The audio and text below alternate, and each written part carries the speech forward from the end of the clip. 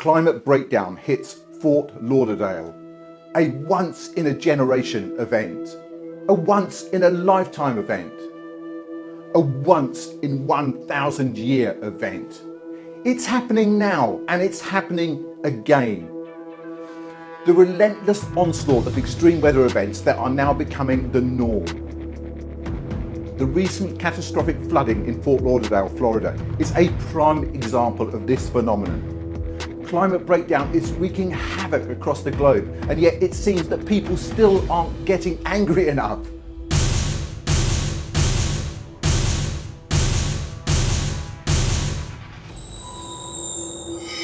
So let's take a closer look at the current flooding in Florida and how climate breakdown is making these once in a generation, once in a lifetime, and even once in a 1,000-year weather events the new normal. Fort Lauderdale, a popular tourist destination and a city that usually basks in the sun, has been experiencing devastating floods that have left residents and businesses struggling to cope. In just a few days, the city was hit with over 20 inches of rain, overwhelming the city's stormwater infrastructure and leading to widespread flooding. Streets have turned into rivers, homes and businesses have been inundated with water, and the cost of the damage is mounting. The situation in Fort Lauderdale is far from being an isolated event.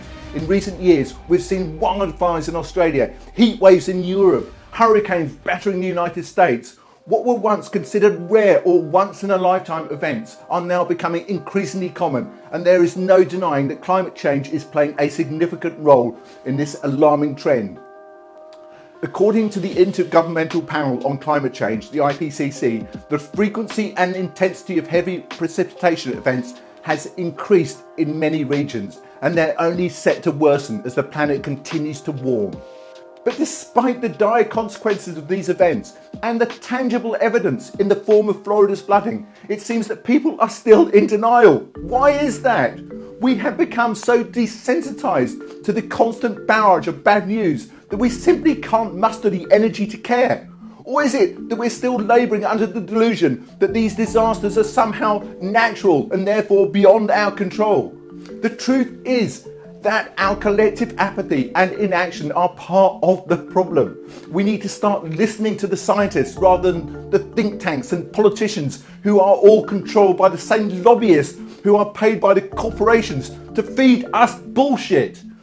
If we want to reverse the tide of climate breakdown, we need to start treating these disasters as the man-made catastrophes they are. We need to hold the big polluters and governments responsible for their failure to act on climate change, and we need to do it now.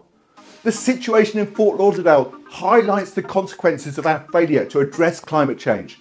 The city's stormwater infrastructure was simply not designed to handle the kind of extreme rainfall that has become more common as a result of climate breakdown.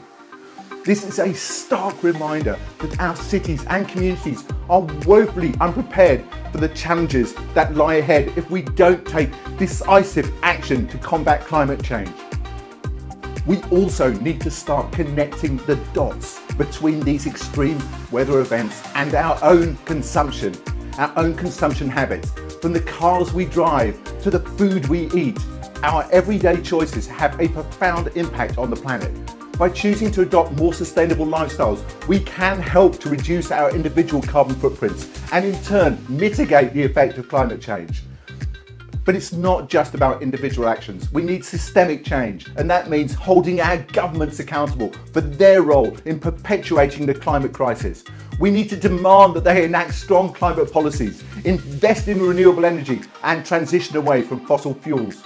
We can't afford to let this get any worse. We cannot afford to slip into irreversible climate breakdown. But that is exactly where we are headed. The flooding in Fort Lauderdale is another wake-up call. We need to adapt our cities and communities to a changing climate. This means updating and improving stormwater management systems, investing in flood barriers and seawalls, and implementing green infrastructure solutions such as urban forests and green roofs to help absorb excess rainfall and prevent runoff. We must also focus on building resilience within our communities. This includes supporting local initiatives that aim to increase awareness about the impacts of climate change and promote sustainable living by fostering a sense of shared responsibility and encouraging community engagement. We can help to create a more proactive and informed society that is better equipped to face the challenges of a rapidly changing climate. It's also crucial that we prioritise the most vulnerable among us. Tragically, those who are least responsible for climate breakdown are often the ones who bear the brunt of its devastating impacts. Low-income communities and individuals with limited resources are disproportionately affected, struggling to adapt and survive in an ever-changing environment. So that's my take on it. But what about you? What do you think? Don't hold back. Share your thoughts. Share your comments. Why are more people outraged? Why are more people angry about this? How can so many seem indifferent to this pressing issue?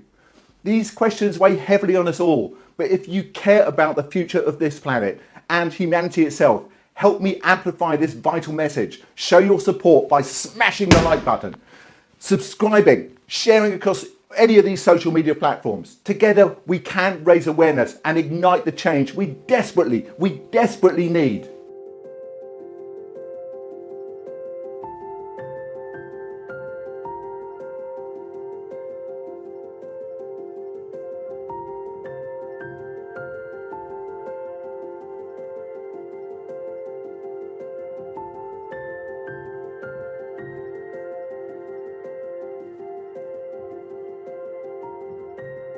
That's a bit much.